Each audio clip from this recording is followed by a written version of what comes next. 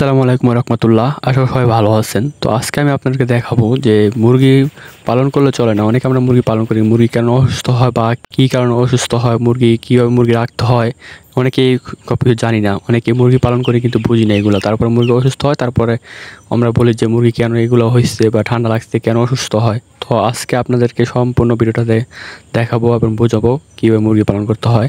এবং কি দেখেন আমার মুরগির বোর্ডিংয়ে যে আমি যে আগের মুরগি বেশ যে মুরগিগুলো ছিল, তো আমি ওই লিটারের মধ্যেই আমি আমার মুরগিগুলো রাখছিলাম। তো দেখে কয়েকদিন যাবত দেখতেছি যে মুরগিগুলা আপনারা যে মুরগিগুলো অসুস্থ হয়ে পড়ছে, যে মুরগিগুলো জীবাণু শুরু হয় এবং কি মুরগি খাওয়া দাওয়ার কম খায়। আবার মুরগির ঘরে আসলে যখন আমরা আসি তখনই যে অনেক দুর্গন্ধ, কারণ যে আগের বালিগুলো ছিল ওইটার মধ্যে আবার এই মুরগিগুলো রাখছি। তো তাই তো আজকে ভাবছি যে এইগুলো সব সম্পূর্ণ গোটা পরিষ্কার করব এবং মুরগির যে যে ময়লা টয়লা আছে সব পরিষ্কার করে আবার নতুন নতুন করে আবার আমি লিটার ব্যবস্থা করব। তো গাইজ দেখে দিই যে লিটারের অবস্থাটা খারাপ, একেবারে ময়লা হয়ে রয়েছে। তাই আগে মুরগিগুলো আগে সরায় তারপর মুরগি আগে পুরো সম্পূর্ণ ঘরটা ঝাড়ু দিতে হবে এবং পরিষ্কার করতে হবে। অনেক জায়গায় মাকড়সা পড়ে রয়েছে, কারণ মাকড়সা কারণে আরও তো হাওয়া বাতাস যায় না, বাতাস না গেলে হয়তো বা মুরগির কারণে আরও অসুস্থ হয়ে পড়ে।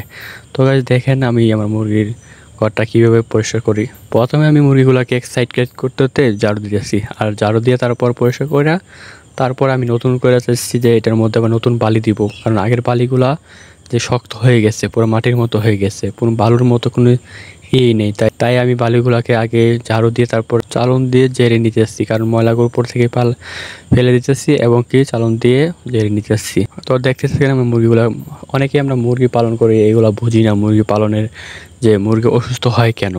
মুরগি অসুস্থ থাকাটা অনেক জায়গায় অনেক সমস্যা হয়। মুরগি অসুস্থ অনেকে বলেন যে ভাই মুরগি কেন, ভাই মুরগি ঝিমাচ্ছে, ভাই মুরগির ওষুধ খাওয়াচ্ছি, ঠান্ডার ওষুধ খাওয়াচ্ছি, তারপর মুরগি খায় না এবং ঝিমাচ্ছে কেন, কেন এগুলো হয়। তো ভাই আপনাদেরকে দেখতে হবে যে আপনার মুরগিটা কীভাবে রাখছেন, মুরগিটা কি সব মানে ভালো জায়গায় রাখছেন এবং কি কোনো দুর্গন্ধ বা যে মুরগিগুলো যে যে পায়খানাটা করে এইখানে কি মানে কি পায়খানাটা লাগিয়ে থাকে, যার জন্য এগুলো অসুস্থ হয়ে পড়ে। ঠিক আছে, মুরগিগুলো খাবার খায় না।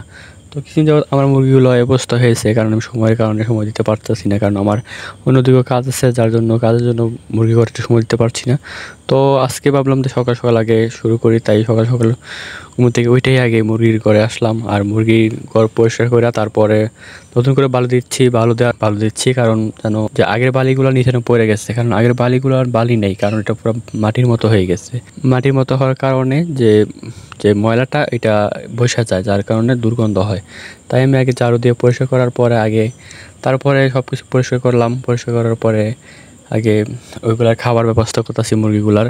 তো আগে পানির বোতলগুলা ভরতেছি, কারণ পানির বোতল করে ভরে তারপরে মুরগি ওষুধ সব কিছু দেওয়ার পরে খাওয়া দাওয়া সব কিছু দিচ্ছি। দেখেন আমার মুরগিগুলো সুন্দর খাচ্ছে, টুকটাক কত ছুটপাট করে খাচ্ছে, কোনো সমস্যা হচ্ছে না। তো আপনারাও চাইলে আমাদের মতো মুরগিগুলো এভাবে করতে পারেন যদি